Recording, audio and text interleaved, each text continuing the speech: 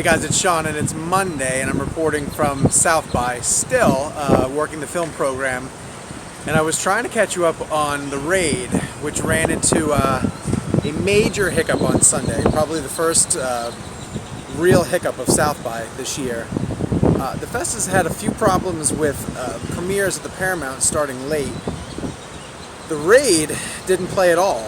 Everybody sort of piled into the Paramount Theater ready for Gareth Evans' explosive, bloody sequel to his extremely popular film The Raid, which also played at South by a couple of years back.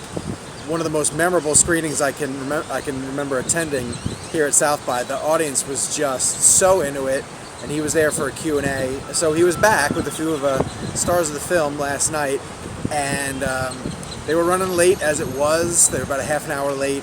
They filled the Paramount Theater, which, if you don't know, is the biggest theater here at South by. The film started and had no subtitles, so then they stopped it, and Gareth tried to do a Q&A to keep things moving along as they worked on repairing it, and they just weren't able to get it going. It was not going to be able to happen. So that becomes the story. Like today, that's the big story, is everybody trying to adjust their schedules to The Raid not happening. And I mean, my heart just breaks for the guy. I can't imagine having your highly anticipated sequel programmed into a festival like South by, and then getting everybody into the theater. And the theater last night was lathered up. I mean, people were fired up, ready for The Raid last night, and to have it not happen was just crushing. Crushing for the director, for the team, for the filmmaker. Now, Gareth Evans, to his credit, man, he toughed it out, stayed on the stage, did everything he could to answer questions from fans and keep the conversation going, but it was just a disaster situation that South by is trying to rectify by rescreening it again tonight. And so I'm going to try to get to the midnight tonight and still be able to tell you guys about The Raid too. The movie that I do want to talk to you guys about is Boyhood, the new one from Richard Linklater, which played really well here, which is to be expected. I mean, he's an Austin filmmaker, it's an Austin film. But the thing that blew me away about Boyhood was just the enormous impact of it. It took 12 years to film. For people who don't know, he uses the same cast, and he filmed them once a year for about, a half an hour or an hour, building this story arc of this family, this fractured family. The parents played by Ethan Hawke and Patricia Arquette. And they're divorced at the start of the movie, and it's just about the people who come and go through their lives, and how the kids evolve, and how their lives change over the course of time.